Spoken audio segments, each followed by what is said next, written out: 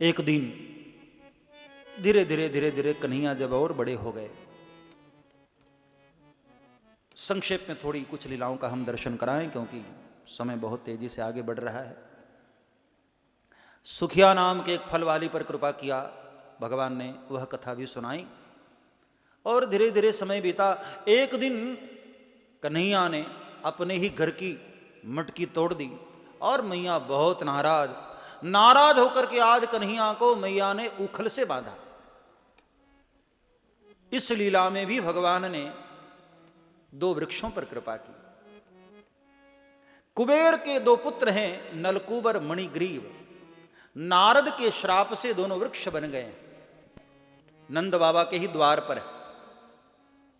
आज जब मैया ने उखल से बांधा और बांध करके मैया नाराज होकर के बोली कि आज तू दिन भर यहां बधा रहा, मैं तुझे छोड़ने वाली नहीं, आज भूखा प्यासा रहेगा तब जाकर तेरी शरारत वाली बातें बंद होंगी। मैया की बात मान करके प्रभु चुपचाप बंधे थे। मैया भीतर काम करने चली गई। आखिर माँ ही तो है, बीच बीच में देखती भी रहती है मैया लाला को कि लाला ठीक तो है ना। और प्रभु ने घुटनों के बगल चलना शुरू किया। बंधे थे उखल में और दोनों वृक्षों के बीच से भगवान गुजरे और अचानक भगवान के हाथों की कुहनी दोनों वृक्षों में स्पर्श हो गई और अचानक दोनों वृक्ष धड़ाम से टूट करके गिरे और उसमें दो पुरुष दिव्य रूप धारण करके बाहर आए और भगवान की बहुत प्यारी स्तुति गाई। भगवान का दर्शन करते करते उन्होंने कहा कि प्रभु, नारद के श्राप से हम दोनों जड़ हो गए थे, धन्य है आपकी कृपा, आपने महाराज हम लोगों को पुनः नव जीवन दिया है। वाणी गुणानुकथने श्रवणौ कथायां हस्तौ च कर्म सुमनस्तव पादयोर्नः स्मृत्यां शिरस्तव निवास जगत् प्रणामे दृष्टि सतां दर्शनेस्तु भवत्तनूनां। आपका दर्शन करके ऐसा प्रतीत हो रहा है मालिक, मेरी दृष्टि सदैव आपका दीदार करती रहे, मेरी वाणी सदैव आपका गुणानुवाद करती रहे, मेरे हाथ सदैव आपकी सेवा में लगे रहें, मेरा मस्तक सदैव आपके चरणों में झुका रहे महाराज। यह प्रेम सदा भरपूर रहे भगवान तुम्हारे चरणों में। यह प्रेम सदा भरपूर रहे भगवान तुम्हारे चरणों में। मेरा मन विषयों से दूर रहे भगवान तुम्हारे चरणों में। मेरा मन विषयों से दूर रहे ध्यान तुम्हारे चरणों में। मेरा मन तुझ में ही लगा रहे, मेरा मन में ही लगा रहे, संसार में हरदम जगा रहे। संसार में हरदम लगा रहे ध्यान तुम्हारे चरणों में, रहे ध्यान तुम्हारे चरणों में। मेरे शान मेरे शान मेरे श्याम मेरे श्याम हे शान हे शान। मेरे श्याम यह प्रेम सदा भरपूर रहे भगवान तुम्हारे चरणों में। यह प्रेम सदा भरपूर रहे भगवान तुम्हारे चरणों में। भगवान तुम्हारे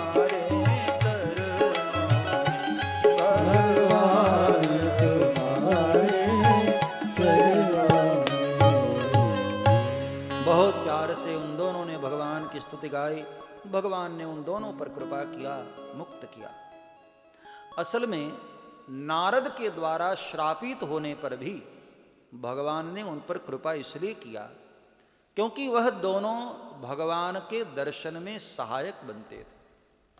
जब भी कोई नंद बाबा के द्वार पर आता ना, तो लोग, नंद बाबा के घर कोई आना चाहता है तो लोग दूर से यही दिखाकर कहते, वो जो 2 वृक्ष है ना, वही नंद जी का घर है। तो ये दोनों भगवान के कृष्ण के दर्शन के लिए सहायक सिद्ध होते थे। उनको दिखा करके लोग नंद बाबा का घर बताते, इसलिए भगवान ने उन पर कृपा किया।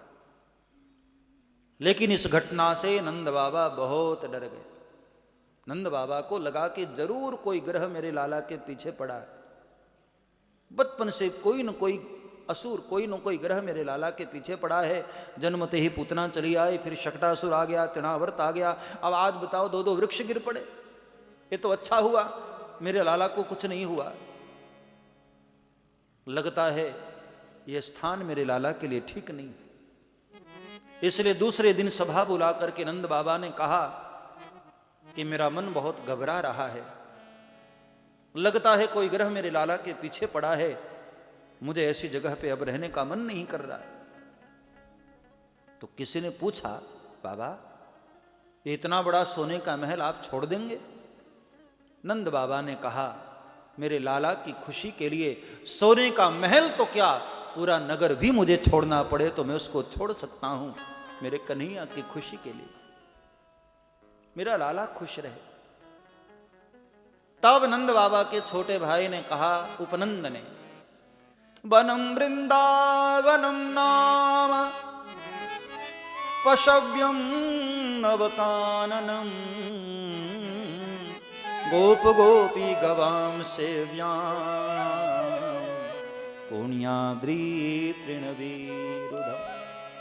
आपने त्यागने का निर्णय कर ही लिया महाराज, तो एक बहुत प्यारा वन है वृंदावन, चलिए हम वहां चलते हैं। वृंदावनम गोवर्धनम यमुना पुलिनानि च, यमुना पुलिनानि च।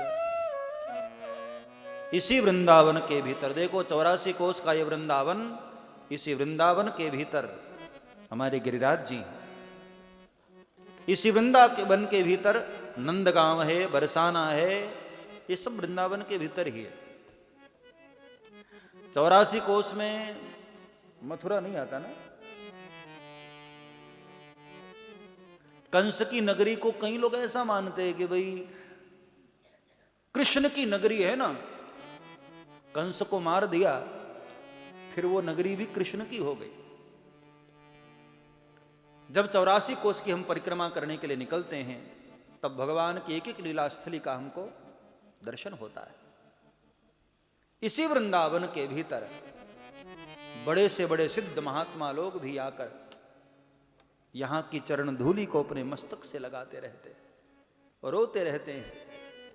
और हमारा आपका सौभाग्य है मेरे भाई बहन, हम उसी ब्रज की भूमि पर बैठे हुए गोविंद के गुणानुवादों का रसास्वादन कर रहे हैं। यही वो श्रीधाम वृंदावन है जहां कभी कन्हैया नंगे पांव घुमा करते थे। सब्सक्राइब करें श्री चिन्मयानंद बापू जी के YouTube चैनल को और हमारे वीडियोस को सबसे पहले देखने के लिए बेल आइकॉन को दबाना न भूलें।